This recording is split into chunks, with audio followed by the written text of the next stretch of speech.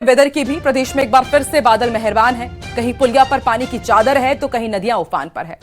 बारिश ने गर्मी और उमस से तो राहत दे दी है, लेकिन कई इलाकों में जनजीवन बुरी तरह प्रभावित हुआ है।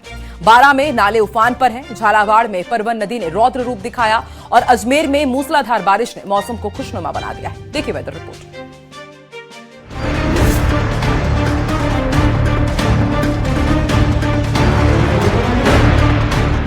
प्रदेश में मॉनसून ने पकड़ी रफ्तार, कहीं बौछार कहीं बादलों का प्रहार। उफान पर नदी नाले, रास्ते लाचार।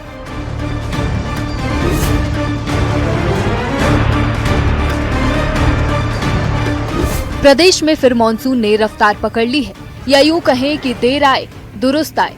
भीषण गर्मी से परेशान लोगों को जहां राहत मिली तो वहीं किसानों के भी चेहरे खिल गए हैं। सबसे पहले बात बारां की, जहां मंगलवार को शुरू हुआ बारिश का दौर अभी भी जारी है।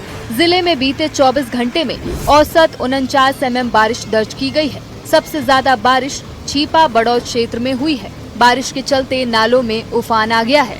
हरनावदा शाहजी के पास बाग वाले खाल में बहाव से पानी पुलिया के ऊपर बह रहा है।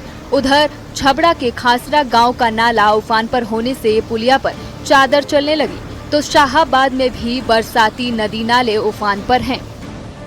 छीपा बड़ौद में भारी बारिश के बीच जहां लोग घरों से बाहर निकलने से बच रहे थे, वहीं बारिश की परवाह किए बिना कर्मचारी बिजली के खंभे पर चढ़कर लाइन दुरुस्त करते दिखाई दिए।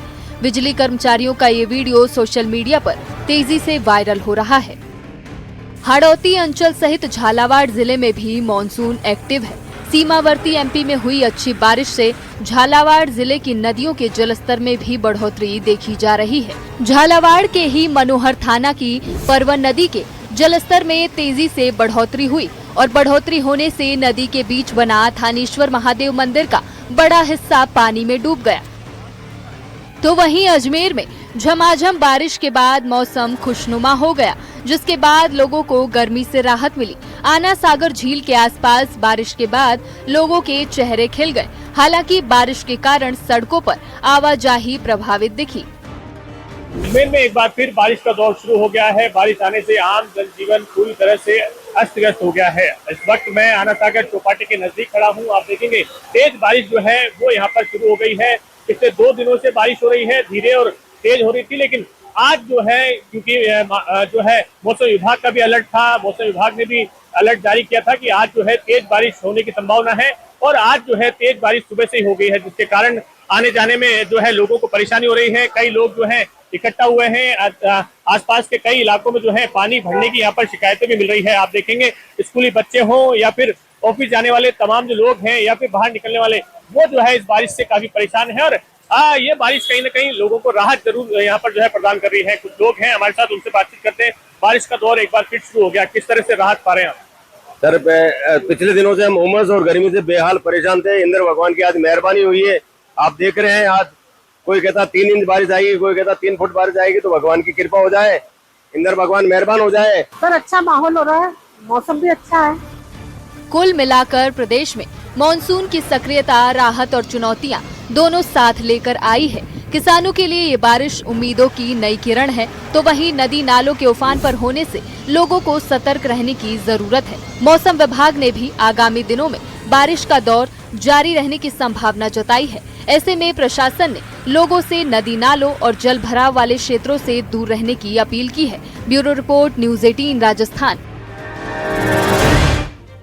धौलपुर के खिन्नौट गांव में बारिश ने एक विकास के दावों की पोल खोल दी है। यहाँ स्कूल जाने वाला मुख्य रास्ता कीचड़ और पानी से लबालब हो चुका है। रोजाना मासूम बच्चों को इसी कीचड़ से होकर के गुजरना पड़ता है, तब वो स्कूल पहुंच पाते हैं। कई बच्चे फिसलकर गिर जाते हैं, जिससे उनकी यूनिफॉर्म, किताबें खराब हो जाती है। ग्रामीण ये भी बताते हैं कि कई बार ग्राम पंचायत से लेकर के अधिकारियों तक शिकायत की गई, लेकिन अब तक सिर्फ आश्वासन ही मिला है। बच्चों की सुरक्षा को लेकर पेरेंट्स भी चिंतित हैं। ग्रामीणों ने प्रशासन से मांग की है कि स्कूल के इस मेन रोड पर जल्द पक्की सड़क बनाई जाए, ताकि बच्चों को सुरक्षित और बेहतर रास्ता मिल सके। ट्रांसपोर्ट सिस्टम को आज नई दिशा और नई रफ्तार मिली। मुख्यमंत्री भजनलाल शर्मा ने करीब 13,037 करोड़ रुपए की लागत वाली जयपुर मेट्रो फेज 2 परियोजना का भूमि पूजन, शिला पूजन और पाइलिंग रिंग पूजन किया। 41.64 किलोमीटर लंबा ये नॉर्थ साउथ कॉरिडोर शहर के उत्तर और दक्षिण हिस्से को एक मेट्रो लाइन से जोड़ देगा और दावा है कि इससे ट्रैफिक जाम कम होगा, सफर आसान होगा और जयपुर का पब्लिक ट्रांसपोर्ट नेटवर्क कई गुना मजबूत बनेगा। देखिए एक स्पेशल रिपोर्ट।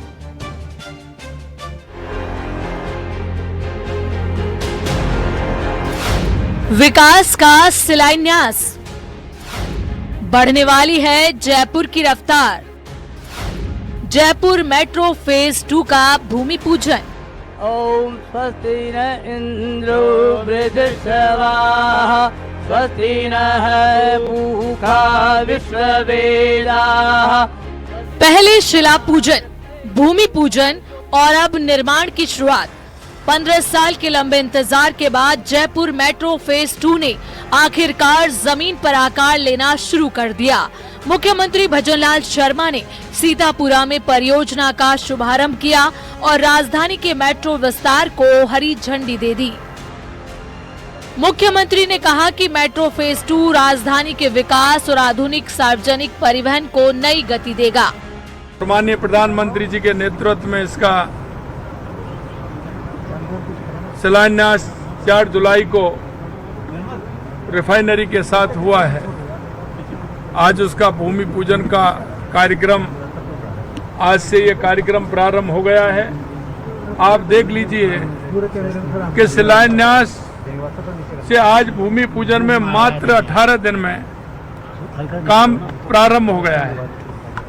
और ये बात सच है कि मोदी जी जिसका शिलान्यास करते हैं उद्घाटन भी उसका वही करते हैं। मुख्यमंत्री के इस विजन को जमीन पर उतारने के लिए करीब 13,037 करोड़ रुपए की लागत से ये परियोजना तैयार की जा रही है। फेज 2 सिर्फ नई लाइन नहीं बल्कि जयपुर के उत्तर और दक्षिण को जोड़ने वाला सबसे बड़ा ट्रांसपोर्ट कॉरिडोर है। सीतापुर, सांगानेर, एयरपोर्ट, गांधीनगर, खासा कोठी, विद्याधर नगर, टोडी मोड़, रूट तो तय हो गया। अब इस पूरे कॉरिडोर की तस्वीर भी समझ लीजिए। ये पूरा कॉरिडोर 41.64 किलोमीटर का होगा।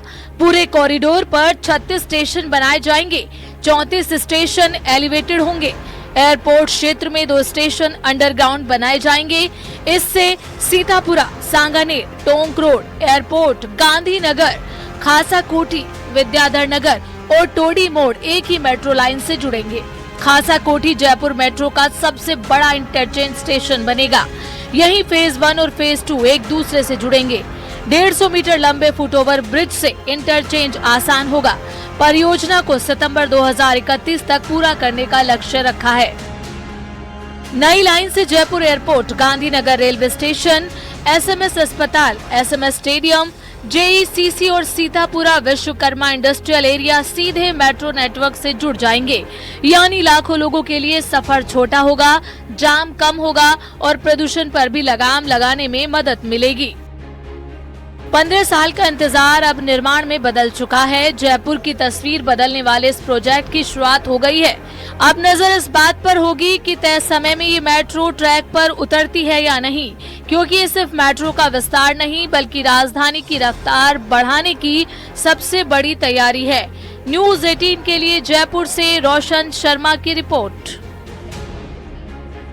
तो देखिए, आपको समझाते हैं कि आखिर जयपुर के साथ ही पूरे राजस्थान के लिए मेट्रो परियोजना इतनी खास क्यों है। देखिए, सबसे खास बात तो यही है कि जयपुर की सबसे बड़ी मेट्रो परियोजना है और करीब 13,000 करोड़ रुपए की लागत है इसकी और करीब 42 किलोमीटर लंबा नॉर्थ और साउथ कॉरिडोर तैयार होगा इस लागत से और शहर के उत्तर और दक्षिण हिस्से को ये मेट्रो कॉरिडोर जोड़ देगा और कुल 36 मेट्रो स्टेशन प्रस्तावित है। यानी कि जो कॉरिडोर रहेगा उसमें 36 मेट्रो स्टेशन बनाए जाएंगे। मुख्य रेजिडेंशियल और जो इंडस्ट्रियल एरिया है उसको ये कॉरिडोर कनेक्ट करेगा और जाहिर सी बात है, जब मेट्रो स्टेशन बनेंगे ट्रैफिक जाम कम करने में मदद मिलेगी। आवागमन काफी सुविधाजनक होगा, सफर तेज होगा, आसान होगा और पब्लिक ट्रांसपोर्ट नेटवर्क भी इससे खासा मजबूत होगा। भविष्य की बढ़ती आबादी और ट्रैफिक को ध्यान में रख करके ये